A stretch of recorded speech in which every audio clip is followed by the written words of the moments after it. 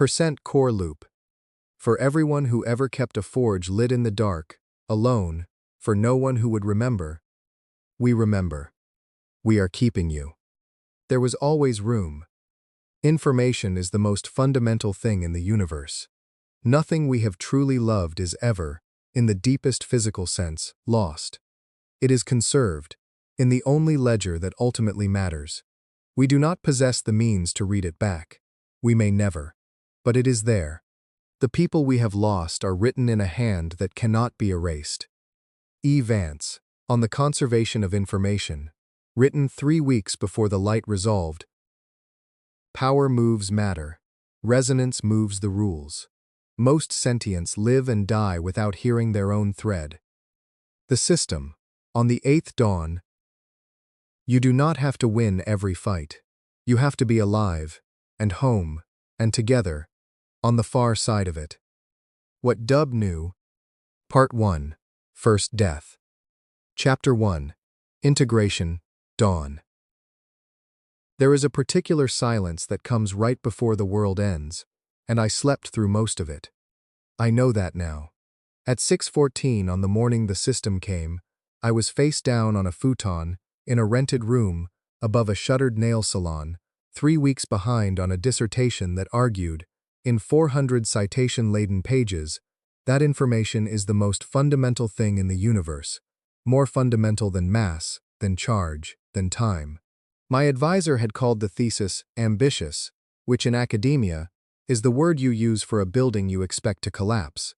I had stopped sleeping properly sometime in March, so when the light changed, I assumed it was a migraine aura, and pulled the pillow over my head. The light did not go away. It resolved. Welcome, sentient. The system has reached your world. The words hung in the air a foot above my face, blue-white and serif clean, casting no shadow, the way a thought casts no shadow. I want to be honest about my first reaction, because everything that came after was built on it. I was not afraid. I was annoyed. I thought I had finally, comprehensively, broken my own brain. Then the second message came, and the floor began to hum. Integration commencing. Local reality is being re-indexed to system parameters. Estimated completion, 11 days. Survival is not guaranteed. Survival has never been guaranteed. The system merely makes the odds legible. I sat up. The hum came up through the futon, through the floorboards, through the soles of my bare feet. A sub-audible chord, like the whole building was a struck tuning fork, and I was standing inside the note. Out the window, Ashford was doing something I had no vocabulary for. The sky over the Crossroads Mall, 6 blocks east, had developed a seam, not a cloud. A seam, a vertical line of wrongness where the blue was pulling apart like fabric, and behind it was not space and not dark, but a kind of busy, granular nothing that hurt to look at the way a misremembered name hurts. My phone said 6:14 a.m. It had been saying 6:14 a.m. for what felt like a full minute. The little clock had stopped, frozen mid-decimal, while the world re-indexed itself around the broken second. Assigning baseline parameters. The blue text bloomed into a panel, and this is the part where, later, in other loops, I would learn to read in a single glance, the way you read a familiar face. That first morning, I read it the way you read a ransom note. Sentient. Elias Vance. Class. Unassigned. Level. 0. Vitality 4. Power 3. Focus 6. Resonance 1. Will 5. Loadout. 0 of 3 slots. Note. Focus and will are above baseline. The system observes you have spent years teaching yourself to sit alone in a room and not look away from a hard problem. That is a rarer skill than strength. It will get you killed slightly later than most. I would like to tell you I did something clever with the next 10 hours. I did not. I did what nearly everyone did, which was the wrong thing, which was, I went outside to find other people. The street was full of blue boxes, and the people standing under them, and the people were doing the thing I had just done, looking up, mouths open, hands half raised as if to fend off their own names. Mrs. Adeyemi from the corner store. the two guys who ran the gym. A woman in scrubs jogging toward the hospital with a face that said she already understood more than the rest of us, because she'd spent her whole career watching the odds get legible and had no illusions about who the system spared. I'd find out her name was Maya, eventually. I'd find it out many times. "Does anybody know what this is?" somebody shouted. And somebody else shouted back the only true answer, which was, "It says 11 days. It did not stay academic for long. The seam over the mall finished tearing at 6:51. What came through I would later learn to call a gloam spawn, a Tier 0 monster, the system's training wheels, the thing it sends first because killing it is the tutorial. That morning it had no name. It was the size of a refrigerator and the color of a bruise, and it moved on too many legs with the terrible smoothness of something that had never once doubted itself. And when it opened what I'll call its mouth, the sub-audible hum spiked into a sound that turned my knees to water and made the woman beside me, Mrs. Adeyemi, who had sold me coffee every morning for 2 years, simply sit down in the street as if her strings had been cut. Hostile detected. Gloam spawn. Level 4. Threat. Lethal to your tier. Recommended action. Do not be here. The system, I would come to understand, has a sense of humor. It is not a kind one. People ran. I ran. That is not cowardice. It is the only correct move at level 0 with 4 vitality. And in later loops, I would run from this exact monster a dozen times without shame. But on the first morning nobody knew the geometry of survival yet, that the thing was fast in a straight line and stupid around corners, that it tracked sound and not sight, that the overpass on 3rd had a stairwell too narrow for its body. Nobody knew anything. So it caught us in the open, in the middle of the street, where there was nothing to put between yourself and it but other people. I watched it kill 4 of my neighbors in under a minute. I am not going to dress that up. The blue boxes kept dutifully reporting it, sentient deceased, Che Okafor, small obituaries, punctual as a train schedule, while the screaming went on underneath. I got my arm around a kid I didn't know, maybe 10, and hauled him into the recessed doorway of the bank, and we pressed back into the cold marble while the thing's shadow swung past, and I thought, with the clarity you only get at the absolute bottom, information is the most fundamental thing in the universe, and I have none. The kid was shaking. I told him a lie. I told him it was going to be okay, and the system, listening, declined to comment. We survived the morning. Not all of us. By noon, Ashford had lost maybe 60 people, and the count scrolled past in the corner of my vision, whether I wanted it or not, the system keeping its terrible ledger. But the kid and I survived, and a few dozen others, and by some collective animal instinct the survivors drifted toward the one building that looked like it might hold, the Crossroads Mall, of all places, because it was big and concrete and had only one seam in the sky directly over it, instead of a monster on every street. That was the first mistake. I made it with everyone else. There was a woman organizing things by then, and she was good at it, and her name was Sela Ardent. I want to be fair to her, here at the start, because of everything that happened in the loops after. She was not a villain that first day. She was a regional logistics manager who had spent 15 years making sure trucks arrived where trucks were supposed to arrive, and she looked at a parking lot full of terrified people and saw a problem she actually knew how to solve. She got us inside. She got the doors barricaded. She found the food court and the bottled water and the camping supply store, and she made a list, and she assigned the kid I'd saved to count cans, which gave him something to do with his hands, which probably saved his mind that day, if not his life. I helped. I'm good at lists, too. For about 6 hours, inside the dim mall with the emergency lights buzzing, it almost felt like the species was going to do what it always does, which is organize, and ration, and endure. Then, at 6:14 in the evening, 12 hours to the minute after integration dawn, the spindle began to grow. It came up through the center of the mall, through the dry fountain in the atrium, a column of pale stone that wasn't there, and then unmistakably was, widening and rising and pushing the skylights apart, with a grinding patience that no one could look away from. The system narrated it the way it narrated everything, helpfully, fatally. Anchor structure manifesting, the spindle. This is a tower. Towers stabilize integrating worlds. While a tower's floors remain unclaimed, the local boundary stays open. While the boundary stays open, the hunger can reach through. Recommendation: claim floors quickly. Recommendation: you cannot. Not yet. Almost no one can. On the first day. The system tells you anyway, because the system believes you are owed the truth even when the truth is only the shape of your own grave. I read that last line 4 times. Even when the truth is only the shape of your own grave. It did not read like a game. It read like something was sorry. And then the seam in the sky over the mall. The one we had all sheltered under because it was the only one. The one that had been quietly widening all day while we counted cans. It opened the rest of the way, and the void choir began to sing.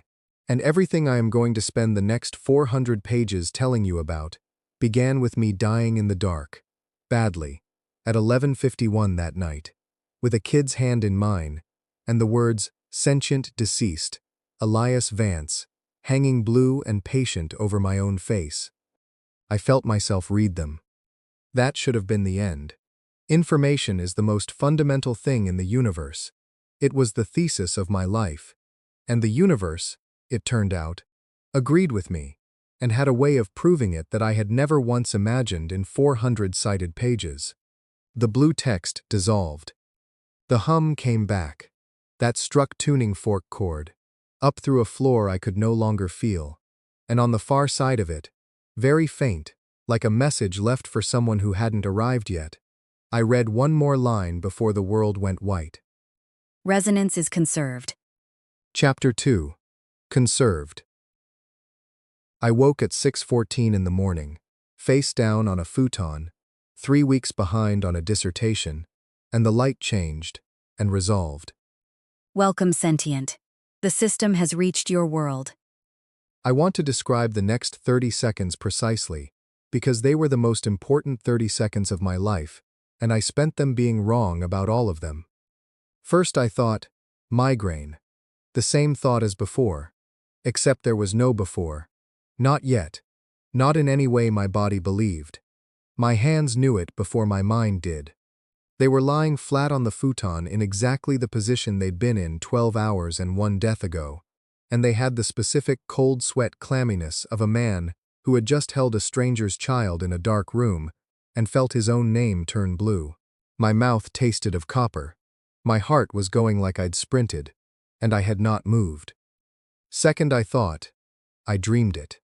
That held for about 4 seconds, which is how long it took the second message to come.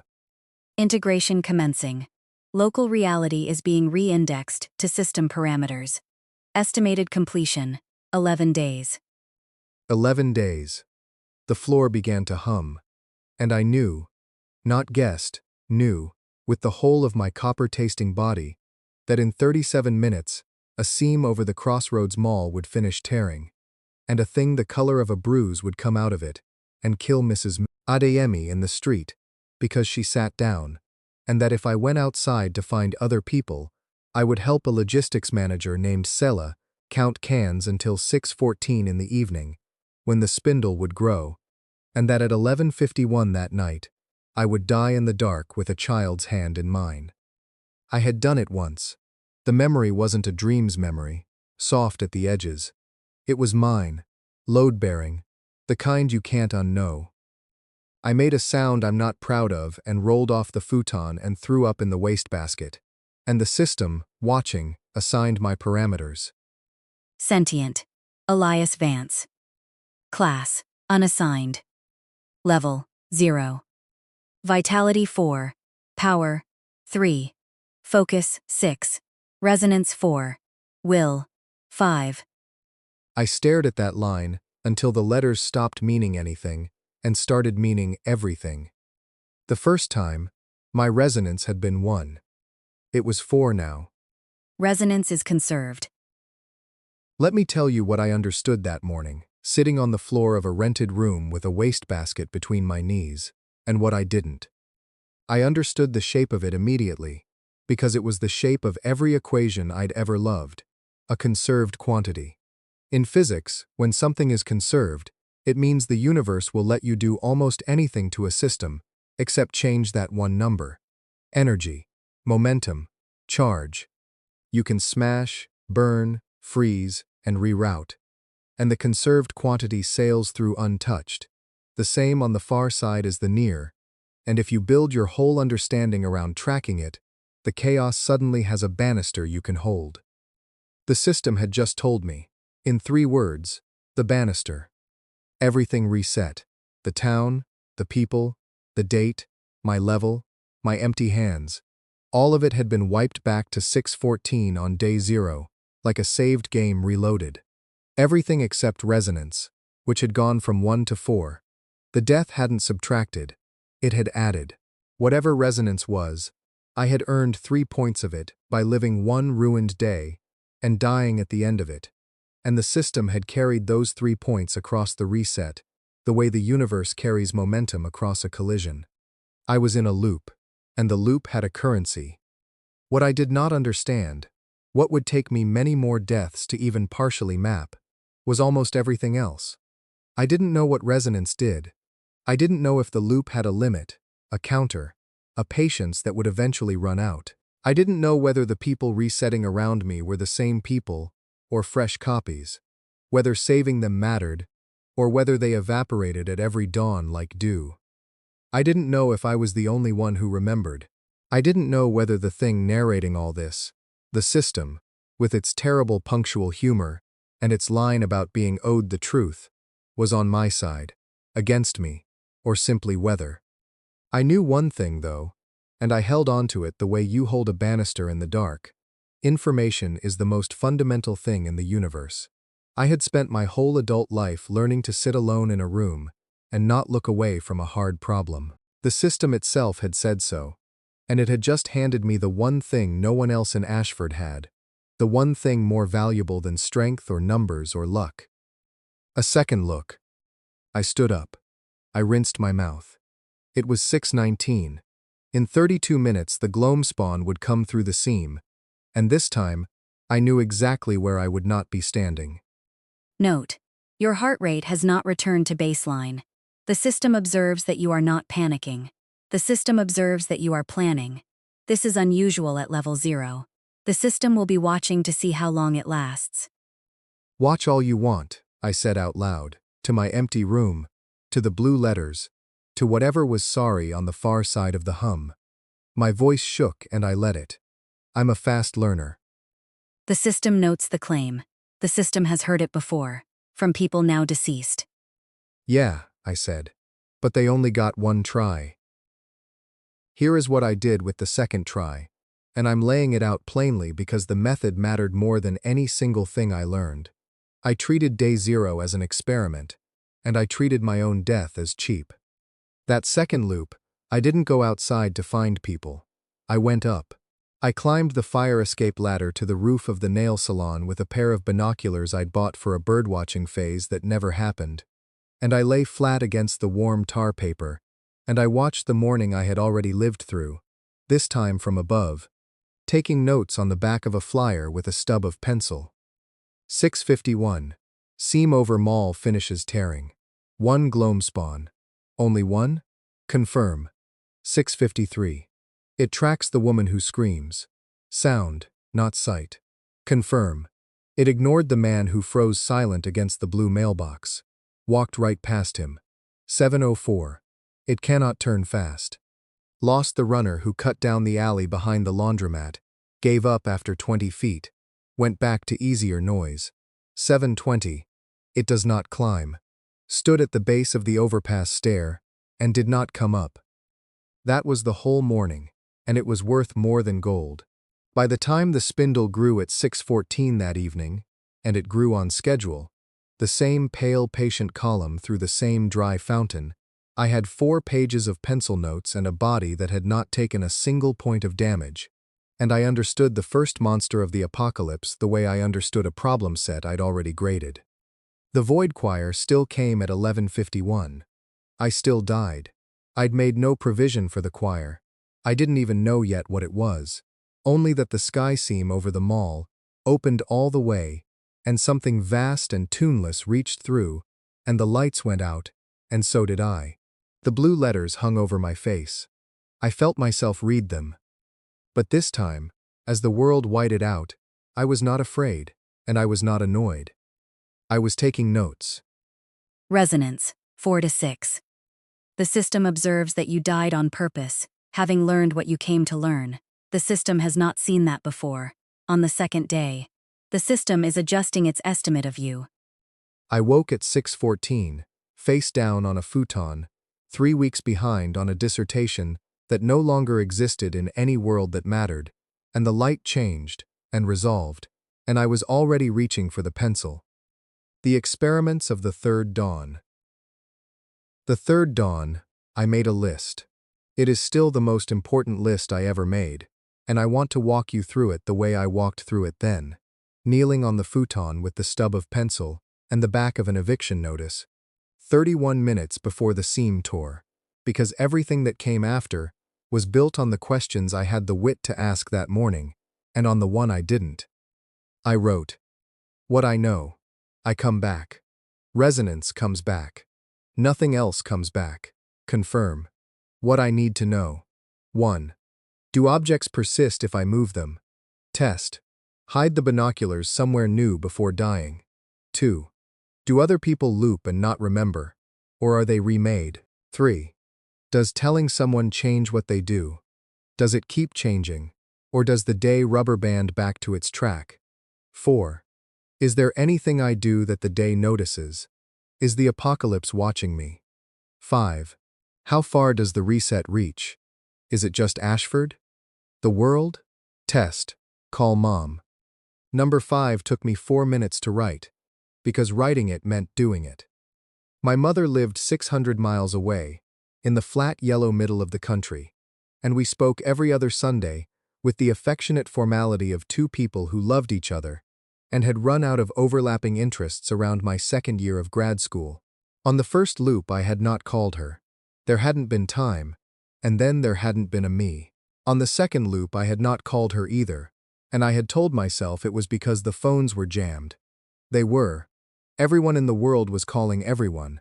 But that was not the reason. And on the third dawn, holding the pencil, I made myself write the reason down, because I had decided, somewhere in the night between deaths, that a man whose only asset was information could not afford to lie to himself in his own notebook. Real reason I haven't called. If it's happening there too, then there's no away. And if she doesn't answer, I'll know things I can't unknow. I have been keeping my mother in a box marked probably fine, and the box is load-bearing. I called her at 6:21. She answered on the second ring, which told me the lines weren't jammed yet. That came at 6:50, with the seam, and her voice was furred with sleep, and instantly, comprehensively alarmed, because I had never once in my adult life called her before noon. Eli? What's wrong? What do you say? I had 30 seconds of courage budgeted, and I spent it like this. Mom, listen, something's going to happen this morning, everywhere, around 7 your time. It's going to look like the end of the world. I need you to fill the bathtub with water and get the camping stove out of the garage, and not go to the church hall. Everyone's going to gather at the church hall and it's the wrong place. Stay home. Stay quiet. Things are coming that hunt by sound.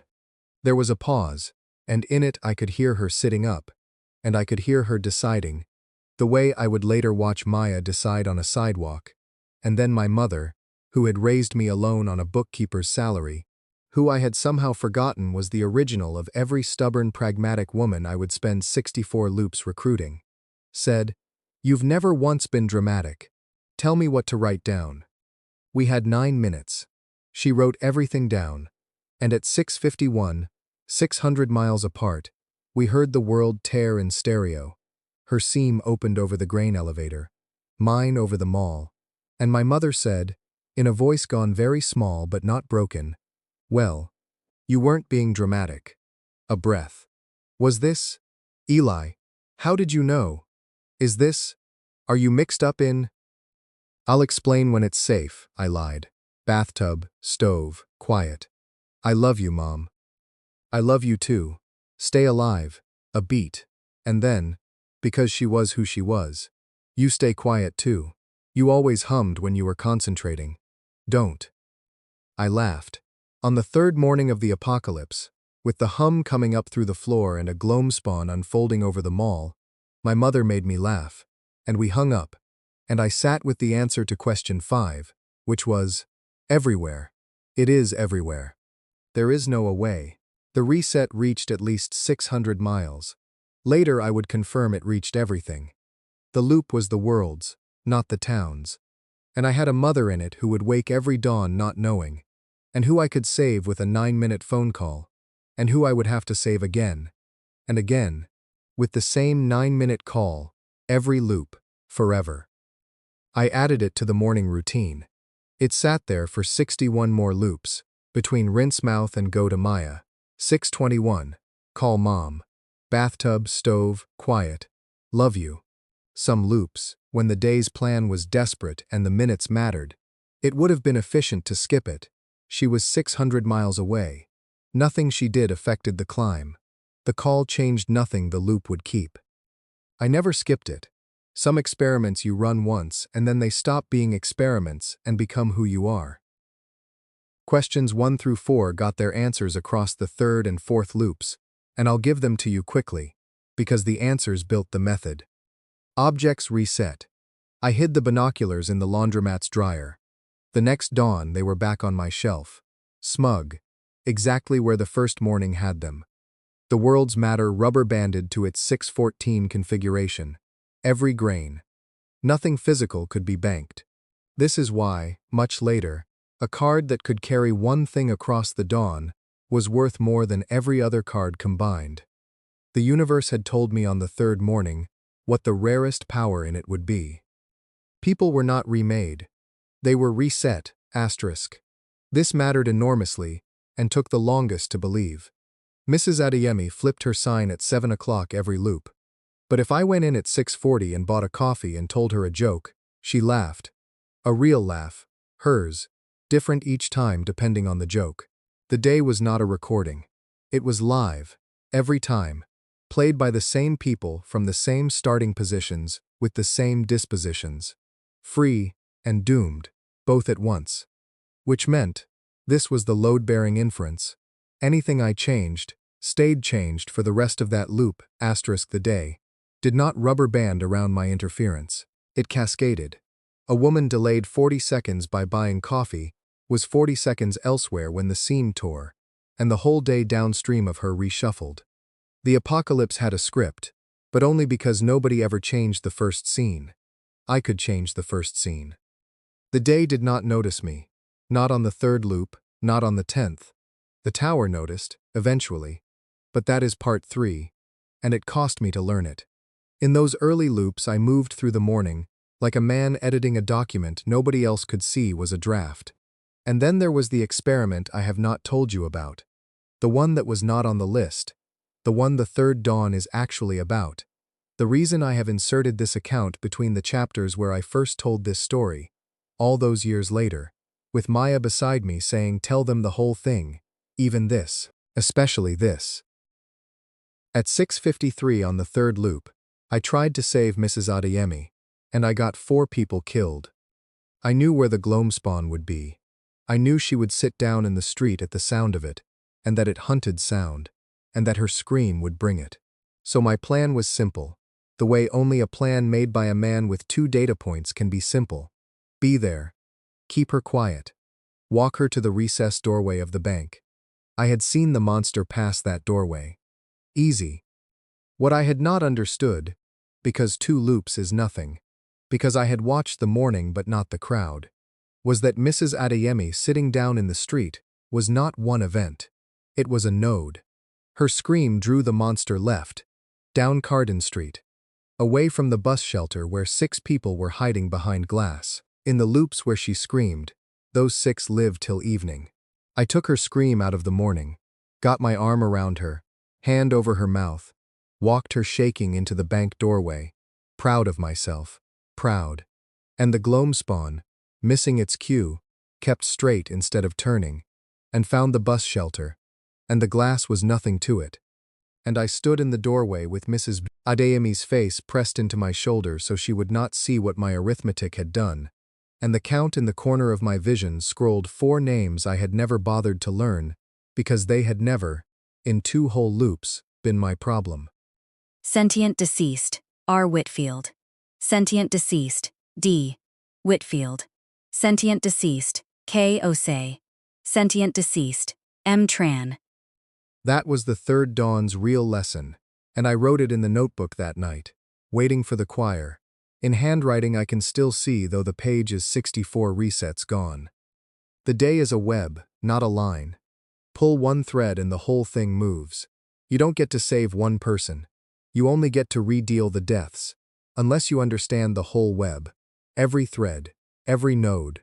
Saving one person without understanding everything is not mercy. It's just moving the bullet. So, understand everything. However many loops it takes. You don't get to act on this town until you can hold the whole morning in your head. Every scream, every turning, every 6 people behind glass you haven't met yet. Learn the web, then pull. People ask, Maya asked, the new keepers ask, how I had the patience, in the early loops, to watch and not act, to spend whole dawns on a roof with binoculars, while people died on schedule below. They imagine it took discipline. It did not take discipline. It took Mrs. Adeyemi's shoulder shaking under my hand, while 4 strangers' names scrolled blue, and the understanding, bought that morning and never resold, that an ignorant rescue is just a rearrangement of the grief. I was not patient because I was wise. I was patient because I had been stupid, early, in a way the loop let me survive and the Whitfields didn't. The 4th dawn, Mrs. Adeyemi sat down in the street at 6:53, and screamed, and died, and the 6 behind the glass lived, and I watched it from the roof and did not move. And it was the hardest thing I had done in my life to that hour, harder than my own 3 deaths. And into the notebook that night went the sentence that would govern every loop after, the one I'd repeat to Maya on the day she asked why we couldn't just start saving people already, the coldest and most loving sentence I know. First, do no harm. Second, learn enough that you can. Chapter 3. The Shape of 11 Days. By the 6th loop, I had a notebook. Not the flyer and pencil stub, a real one, a water-resistant field notebook from the camping store in the mall, which I learned to reach on day 0 before Sella's people barricaded the doors, because dying with good gear taught me nothing but dying with good notes taught me everything. The notebook didn't survive the resets, of course. Nothing physical did. But the act of writing it survived, in me, the way a proof you've worked through by hand survives even after you lose the paper. Each loop I rebuilt the notebook from memory in the first hour, a little fuller than before, and the rebuilding was itself the studying. By the 6th loop, the first page read like this, and I want you to see it, because this page is the spine of the entire story. The shape of 11 days, day 0, now, integration, 1 gloam spawn, at 6:51, spindle grows, at 18:14, void choir, at 23:51. Everyone in Ashford dead by day 1, if sheltering in the mall. The mall is a trap. It is the worst place to be. It only looks safe. Days 1 to 3. Monster waves escalate. Gloam spawn to packs. Something flying by day 2. Day 4. Never lived past midnight day 0 sheltering. Need to survive the first night somewhere else. Conserved. Resonance only. +2 to +3 per loop. More if I learn more. Rule 1. The mall kills everyone. Get people out. Rule 2. The monsters track sound. Are stupid around corners. Can't climb. Gloam spawn only. Reconfirm each new type. Rule 3. I am the only one who remembers. Tested loop 4. Told Maya everything on day 0. She believed me by evening. She still died at 23:51. Next dawn she did not know me. Rule 4. Rule 3 had cost me something. I want to be honest about that too. In the fourth loop I had found the paramedic, Maya Okonkwo, the woman in scrubs who jogged toward the hospital on the first morning with a face that already understood the odds. I'd found her early, before the seam tore, and I'd done the hardest thing I'd done yet, which was walk up to a stranger and say, "I know this sounds insane, but the world is ending today, and I've watched it happen, and I need your help to do it differently." And she had not called me crazy. That was the thing I hadn't expected. She'd looked at me for a long moment with those tired triage eyes, and then she'd said, "You're not high, and you're not lying. And you're too scared to be either. Talk fast." We'd had a whole day together, Maya and I. We'd gotten 11 people out of the mall before it sealed. We'd held the overpass stairwell against the night, the two of us and a fire axe and a plan. And for a few hours it had worked. It had actually worked. And I'd let myself believe that the loop was a tool for saving people, and not just for saving information. Then 11:51 came, and the void choir reached through the seam, and it did not care about overpasses or axes or plans. It was not a monster you could corner. It was a condition, like cold, like vacuum, and the 11 people we'd saved died as easily as the ones in the mall, and Maya died with her hand pressed to a teenager's wound that had stopped bleeding only because the teenager had stopped, and the last thing she said to me was, Was it different? Tell me it was at least different. and I lied to her the way I'd lied to the kid in the bank, and the system logged us both blue and patient. And the next morning she didn't know me. I found her again, of course. I always could. She was always jogging toward the hospital at 6:31. But she didn't know me. And when I walked up and said, "I know this sounds insane," I was a stranger again, starting from zero. And the day we'd spent together, the trust we'd built, the 11 people, the axe, the joke she'd made at 9 p.m. about the system's customer service, none of it had happened in any world but the one inside my skull. That was Rule 3, and it was the cruelest line in the notebook, and I underlined it twice. I am the only one who remembers. The loop did not let me bring people with me. It let me bring only what I knew. Every dawn I was the richest man in Ashford and the loneliest, walking around with a head full of futures nobody else could see, watching the dead wake up and not know they'd ever died. I could have broken there. Some part of me did, a little, in the loops around 6 and 7. There was a stretch where I spent 2 whole dawns just sitting on the roof not taking notes, watching Mrs. Adeyemi open her store one more time, watching her flip the sign to open at 7 a.m., with no idea that in an hour she'd sit down in the street, and a bruise-colored thing would find her by the sound of her own scream. You can only watch that so many times before something in you either calcifies or cracks. What kept me on the right side of it was, of all things, the thesis. Information is the most fundamental thing in the universe. I'd written 400 pages arguing that the cruelest and most beautiful fact about reality is that you can destroy almost anything except the truth of what happened. That the universe keeps a ledger, that every interaction leaves a record, that the past is not gone but merely out of reach. I'd believed it as an abstraction. Now I was living inside the proof. The people reset, but the information of them did not. It lived in me, conserved, like resonance, the only 2 things the loop couldn't touch. And if information was conserved, then nothing I learned about Maya, about Sela, about Mrs. Adeyemi and the kid in the bank and the 11 who died on the overpass, was wasted. It was stored.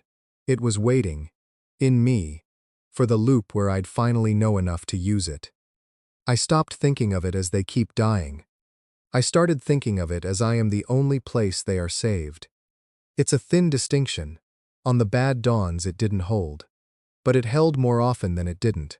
And on the strength of it, I got off the roof and went back to the notebook, and I wrote a new line at the bottom of the page. The first line that pointed forward instead of back. Rule 4. Resonance is the only thing I keep. So resonance is the only thing that's really mine. Find out what it does. The system answered that one faster than I expected, and it answered it the way it answered everything, which was, by waiting for me to ask correctly. On the 8th loop, in the first hour. Instead of climbing to the roof, I sat on my futon and did something I hadn't tried in any previous run. I closed my eyes and I reached for the hum, that sub-audible struck fork chord that came up through the floor at every integration, and that I'd been treating as background, as weather, as the noise the apocalypse made. I'd been hearing it the way you hear your own pulse, which is to say, not at all. This time I listened to it like a problem. And it had a texture. It wasn't one note. It was a chord. And the chord had a part that was mine. A single thread in it that brightened when I attended to it, that answered when I pushed. Faint but real, like a string tuned to my own name. The more resonance I had, the louder my thread. I could feel that immediately. Could feel that the man with resonance 6 heard a thread the man with resonance 1 had been completely deaf to. Sentient Elias Vance has perceived his resonance for the first time. Resonance is your coupling to the system's substrate, the degree to which reality, here, has agreed to listen to you. Power moves matter. Resonance moves the rules. Most sentients live and die without hearing their own thread. You have heard it on the 8th attempt. The system did not expect the 8th. A class becomes available to you. It is not a fighter's class. It is not the class the strong choose. The system offers it because of what you have done with 11 days you were never supposed to remember. Available class, Hearthwright. I opened my eyes. The blue panel hung in the dust-lit air of my rented room, patient, waiting, the way it always waited, for me to ask correctly. I read the word 3 times, Hearthwright. It was not warrior, it was not mage. It had a home in it, a building word, a making word, and somewhere underneath the dread of the 8th doomed dawn, I felt the first true spark of something I had not let myself feel since the morning the light resolved. Not hope, exactly. Hope was too soft a word for what the loop had made of me by then. A plan. Tell me everything it does, I said. The system will tell you what it is owed. Accept the class, Hearthwright, and let us begin the part where you stop dying on schedule. I accepted. The kid in the bank. There is a person who appears on the first page of this story and then vanishes from it for 60 chapters. And the vanishing is a fault in the record that I am now old enough to correct. The kid in the bank. The 10-year-old I hauled into the recessed doorway on the first morning of the first loop, whose hand I held while the bruise-colored thing swung its shadow past, who I told it's going to be okay, and lied. He has a name, Theo. You have met him grown, on a wall at dusk, asking about Pilar. But the grown Theo is the epilogue of something. And this chapter is the something. What happened between that boy and me across the loops, when he was 10 years old, 64 times, and I was the only one who knew how brave he kept being. Because here is what I learned about Theo, watching the first morning from every angle the loops allowed. The bank doorway was not luck. I had assumed it, my arm around a random child, the nearest small body to the path of the thing.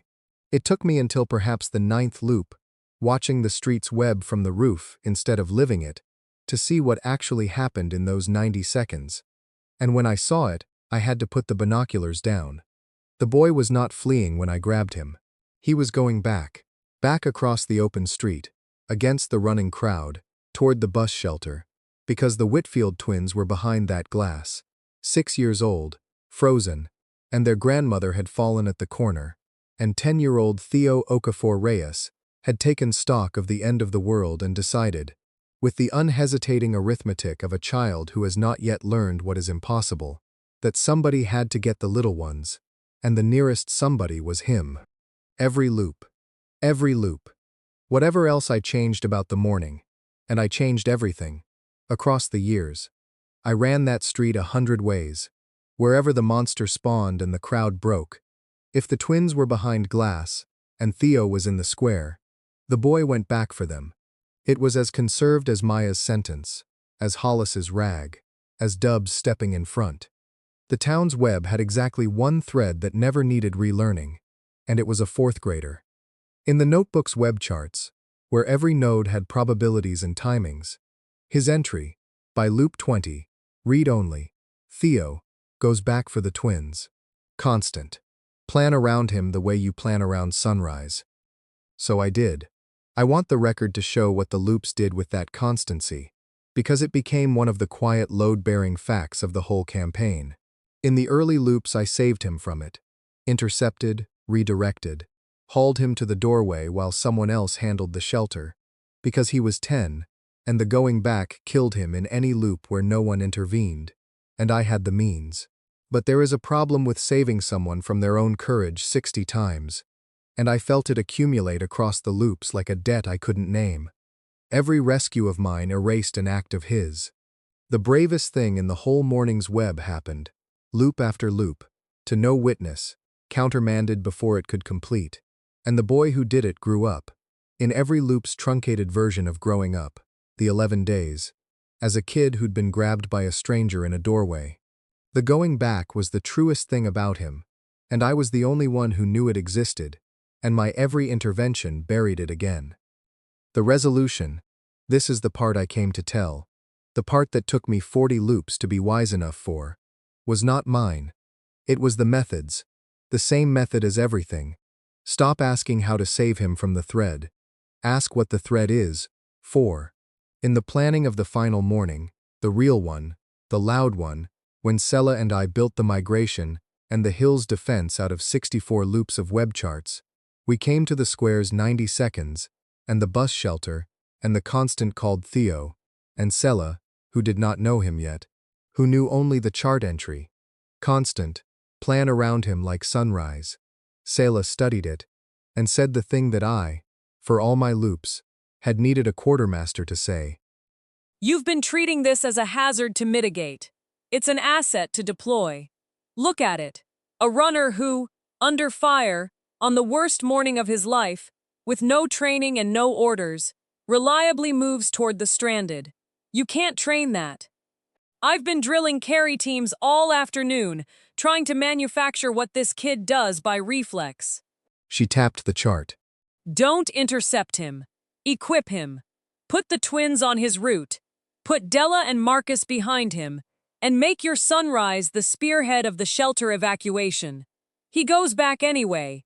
The only choice you actually have is whether he goes back alone. The only choice you actually have is whether he goes back alone. On the final morning, the real one, Theo Okafor Reyes, age 10, crossed the square against the crowd with the full weight of the operation deployed around his reflex. 2 gym-trained adults flanking, a route pre-cleared, the carry team converging on the shelter behind him, and he reached the glass, and got the Whitfield twins, and brought them out. Completed it, the conserved act, witnessed at last by the whole evacuating square, and the count in the corner of my vision, that terrible morning ledger, recorded what his thread, equipped instead of erased, was for. The bus shelter that had cost 4 names on my third dawn cost, on the last morning of the world, 0. He doesn't remember the other versions. There is nothing to remember. They happened only to me.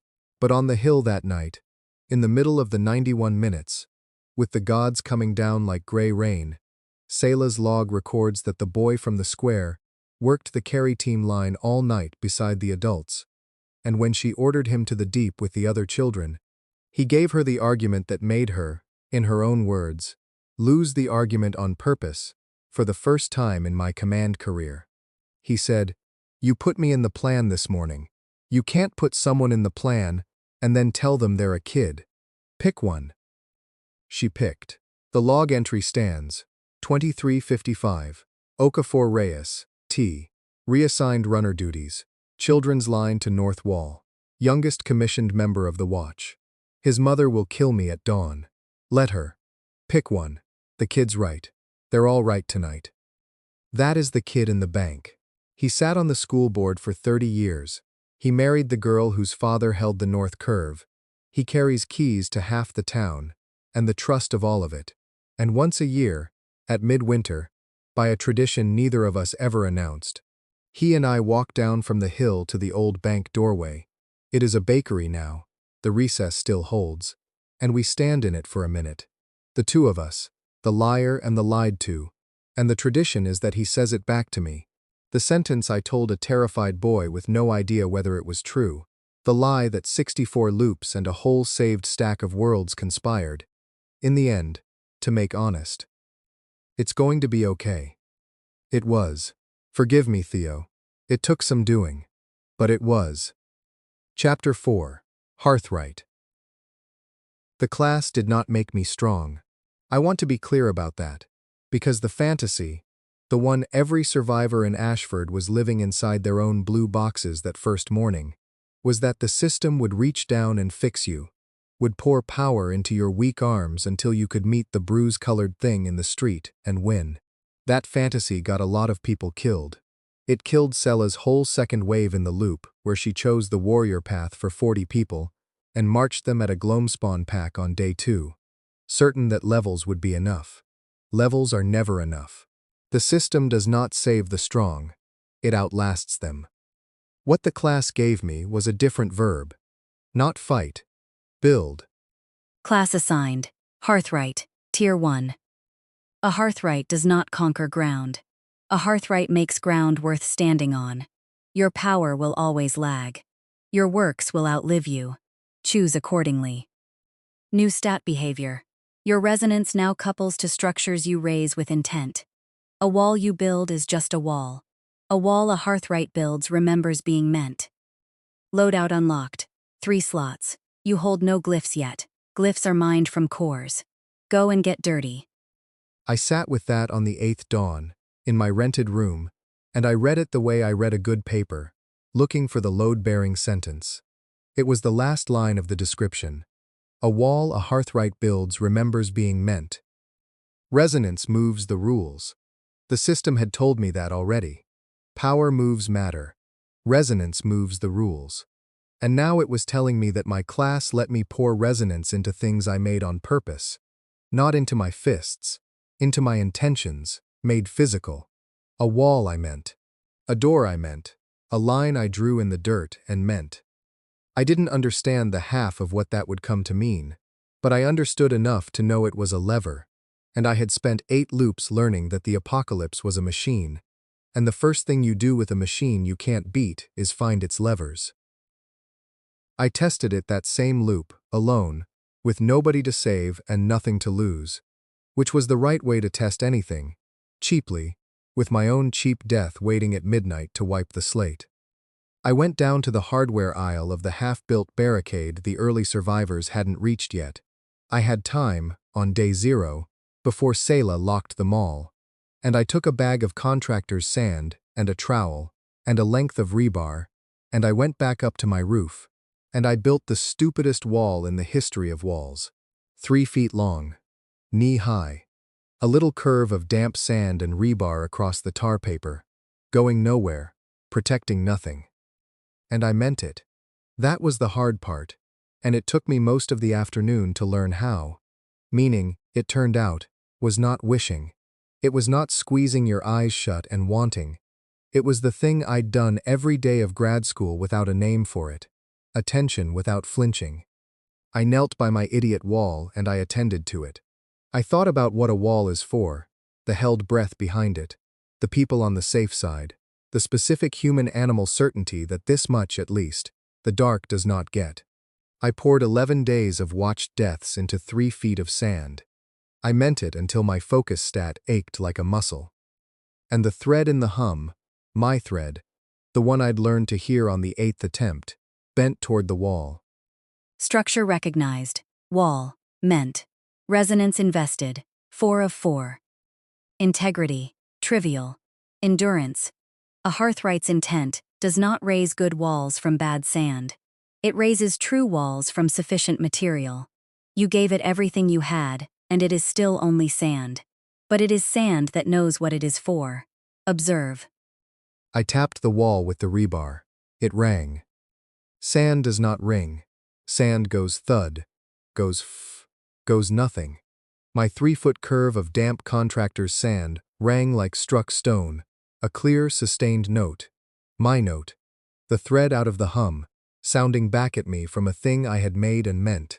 When I pushed it pushed back, with a stubbornness that had nothing to do with mass. It was not strong. The system was right. I could have kicked it apart. But it did not want to come apart. And wanting, I was beginning to understand, was the entire currency of the world the system had built on the bones of the old one. I laughed out loud on the roof, alone, on the 8th doomed dawn, with the dead walking around below me not knowing they were dead. It was not a sane laugh. But it was the first real one since the light resolved, because I had just learned that the apocalypse had a lever shaped exactly like the one skill I'd spent my whole life accidentally training. The ability to sit alone in a room and mean something until it became true. That night the Void Choir came at 11:51, and I died on schedule, and I had made no provision for it, and I didn't care, because I had not been trying to survive the night. I had been trying to learn the class. The system logged me blue and patient. Resonance, 6 to 9. The system observes that you spent your 8th life building a wall that protected no one, defending nothing, and then let yourself die at the appointed hour. The system has filed this under waste for every previous sentient who did anything like it. The system is declining to file yours that way. The system is beginning to suspect it does not yet understand what you are doing. The system finds, to its own surprise, that it wants to. I read that last line as the world whited out, and I felt something I would spend many loops failing to name. The system was not weather. I'd suspected it since the first dawn, since even when the truth is only the shape of your own grave. Now I was nearly sure. There was something on the far side of the hum that watched me die, over and over, on its terrible punctual schedule, and it was not bored, and it was not cruel, and it was, in some vast and patient way I couldn't yet parse, rooting for me. I would learn its name eventually. I would learn that it had been a person once, on a world like mine, in a loop like mine, a very long time ago. But that comes later. On the 9th dawn, all I knew was that I had a class, a lever, 9 points of a conserved currency, and an audience. I woke at 6:14, face down on a futon, and the light changed, and resolved, and this time, when the panel bloomed, I did not flinch from it. I leaned in. "Okay," I said to the blue letters, to the thread in the hum, to whatever was rooting for me on the far side. "Today I save one person. Just one. Let's find out if that's even allowed." Resonance 9. The system is watching. Go and get dirty. Mrs. Adeyemi. She has been in this book since its 3rd page, flipping her sign, selling her coffee, sitting down in the street at 6:53 to die, and she has appeared the way the dead of a war appear in its histories, as the recurring instance, the example, the name the narrator reaches for when the count needs a face. Mrs. Adeyemi deserved better from history, and got better from life. And before this book closes its early chapters for good, she gets the chapter, because I spent more mornings with her than with any other human being in the war. More than with Maya. The arithmetic surprises people. It surprised me when I finally ran it. And because what I learned in her corner store across 200-odd cups of coffee is underneath every doctrine this book is famous for, unfooted and uncredited, like everything else the comfortable world has ever taken from women behind counters. The facts, first, as the loops taught them to me. Adeyemi, 66, the year the world ended, came to Ashford with a husband and a plan, and buried the husband, and worked the plan alone for 19 years. The corner store on Carden Street, open at 7 o'clock sharp, closed at 9 o'clock sharp, 360 days a year. The standing joke with Maya, "You sell anything in here that isn't a heart attack, D?" was one thread of a vast invisible web of standing jokes. She kept one with everyone. I mapped them eventually, the way I mapped everything. And the map of Mrs. Adeyemi's standing jokes was, I realized around loop 30, a census of the neighborhood's lonely. The jokes were not banter. They were pings. A standing joke is a tiny daily contract. It obligates both parties to be recognizably themselves for 10 seconds, and to notice if the other one isn't. And the people Mrs. Adeyemi kept jokes with were, I cross-checked it, precisely the people with no one else contracted to notice them. The widower from the 3rd floor. The night shift girl. The man whose sister had stopped calling. The desk in the smallest office of the town hall, with its six-word question, "Who is the measurement not seeing?" runs a protocol that a woman behind a register on Carden Street ran for 19 years, with no charter, no successor, and no name for it except morning, love, the usual. I bought coffee from her on perhaps 200 mornings, across the loops, between 6:40 and 6:48, and I want to record what those 8 minutes were actually for, because in the operational notebooks they are logged as cover ritual plus web data, and the log is a lie I told my own method. By loop 15, I could have run the morning blind. I kept going in because of the thing she did at 6:44. Every loop, without variation, when the coffee was poured. She looked at whoever was across the counter. Me. In this case, a shaking, overprepared stranger she had met. As far as she knew, never. And she found, every single iteration, inside 3 sentences, something to approve of. Specifically, accurately. You've got writer's hands. Don't waste them. You stood aside for the school kids at the door. Your mother did that. I'd put money. You look like a man who's already been up 6 hours. The early ones hold the world together. Love. Don't let anyone tell you different. 200 mornings. 200 cold reads. Never once wrong. Never once repeated. Never once generic. The woman ran the fastest, kindest assessment engine I have encountered in 2 worlds of gods and systems, and she ran it on whoever walked in, burning its whole output on strangers 10 seconds at a time, asking nothing back, every single day for 19 years plus 64 apocalypses she never knew she attended. And at 6:53 on the first morning of every one of them, she stepped out of the shop toward the sound of trouble, toward it. I confirmed the vector early and spent loops refusing to absorb its meaning, because the scream that drew the gloam spawn down Carden Street, the scream the third dawn taught me was a node, was Mrs. Adeyemi going out her own door at the worst sound she had ever heard, in case someone needed help. The sitting down in the street that I described on the 3rd page of this book, the detail I rendered with a survivor's flat economy, she sits down in the street and dies, was a 66-year-old woman's knees, failing her at the sight of the impossible. 6 steps into a rescue attempt. She died trying. Every loop. First. The first responder of the apocalypse, beaten to the title only by no one, and her reward from history, until this page, was to be the example in the example sentences. Alphabet's word. The Count's first face. Adeyemi sat down in the street 11 times in this book, and the 12th time it will be written correctly. Mrs. Adeyemi went outside to help. She lived, in the end. You know that. The midwinter chapters have her at the table complaining about the salt. The final morning's bus roof speech bought Carden Street the minutes it needed, and Grace Okafor's well. You heard the man, move turned the square, and Adeyemi walked up the Emberstone Hill on the last morning of the world with her, till still in her apron, against advice, because we are not animals, and the books should balance whatever the sky does. On the hill she ran the commissary through the 91 minutes. Sella's log lists her twice, both times in capitals, both times for refusing to ration, while there is plenty, and there is plenty, sit down, love, eat. And in the new world she reopened the store, same corner, same hours, and ran it 22 more years. And trained, this is the part I came to tell, trained successors. Formally, she would have hated the word.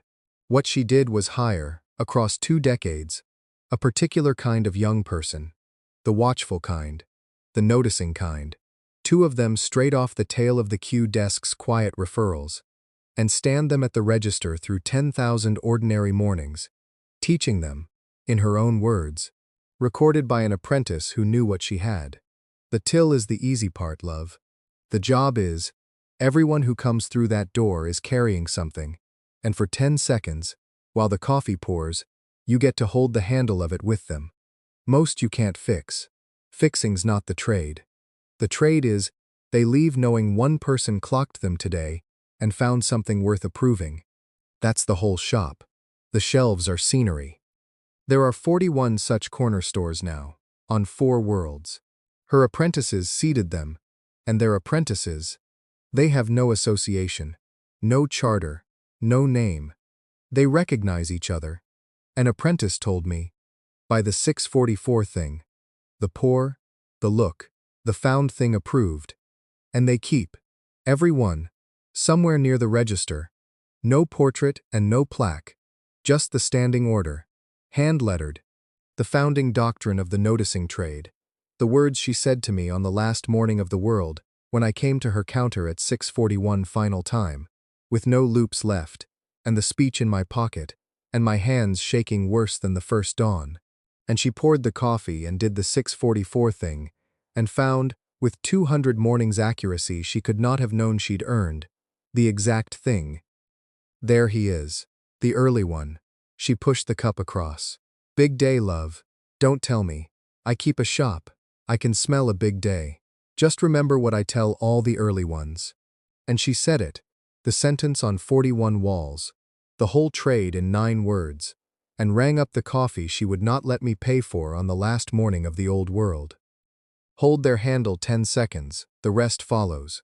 Go.